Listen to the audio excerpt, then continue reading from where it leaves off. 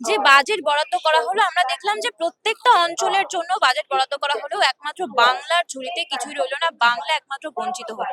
এ বিষয়ে কি বলবেন? দেখুন, এই বাজেট বাঙালিরও নয়, আম জনতারও নয়। এই বাজেটে বড় কর্পোরেট ছাড়া কারো উপকার হয়নি। তা না হলে শেয়ার বাজারে এত ধস নামে? মমতা বন্দ্যোপাধ্যায় যেটা বলেছেন সেটা তো ঠিক। এই বাজেটটা একটা গার্বেজ অফ লাইজ, মিথ্যের মানে বেসাত। কেন এই মিথ্যের বেসাতি কথাটা বললাম? দেখুন, বিজেপি বলে যে বিজেপি বাংলা দখল করতে চায়, তাহলে তো বাংলার জন্য কিছু দেওয়া উচিত ছিল। বেঙ্গল কেমিক্যাল, যেটা এত বিখ্যাত কারখানা, যেটা সঙ্গে জড়িয়ে আছে আচার্য প্রফুল্লচন্দ্র রায়ের নাম, এবং বিজেপির লোকরা হয়তো জানে না আচার্য প্রফুল্লচন্দ্র রায় যখন আবার কেমিস্ট্রিকে রিভাইভ করছিলেন, তিনি নাম দিয়েছিলেন হিন্দু রসায়ন। তো হিন্দু রসায়নের প্রবক্তা আচার্য প্রফুল্লচন্দ্র রায়ের বেঙ্গল কেমিক্যালের জন্য যদি বিজেপির হিন্দু হৃদয় সম্রাট মাত্র 25 কোটি টাকা দেয়, তাহলে বুঝে নিতে হবে যে আসলে তারা কিছু চায় না।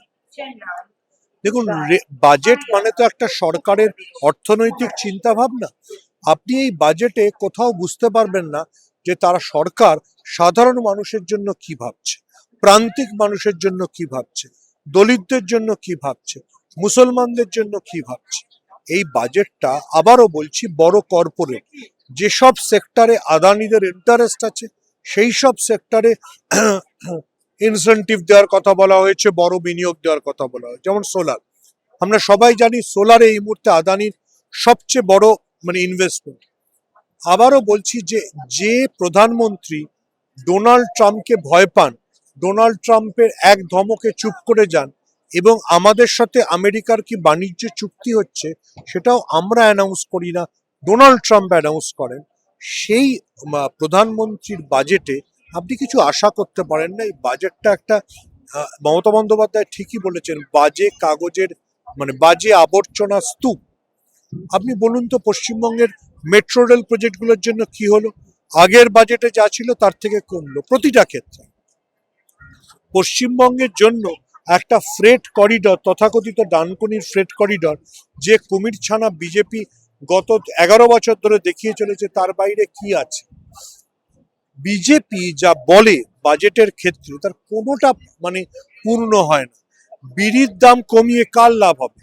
কটা লোক বিড়ি খায়? আপনি ক্যান্সারের ওষুধ ইম্পোর্ট করা কমাচ্ছেন, আপনি কেন ক্যান্সারের ওষুধ এদেশে তৈরি করতে পারছেন না?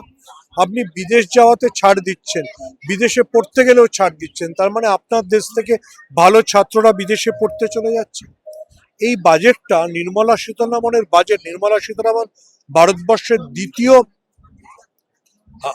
সবচেয়ে বেশি দিন যিনি বাজেট পেশ করলেন, টানা 8 বার উনি বাজেট পেশ করলেন, কিন্তু ওনার বাজেটে কিছু নেই, উনি বাজেট কিছু বোঝেন না। এটা একটা মিথ্যের বেসাতি, এবং যেটা মমতা বন্দ্যোপাধ্যায় বলেছেন, এতে ভুল কথা, বাজে কথা ছাড়া আর কিছু নেই। নরেন্দ্র মোদী আসলে অপেক্ষা করছিলেন কখন ডোনাল্ড ট্রাম্পের পায়ে ধরে শুল্ক কমে।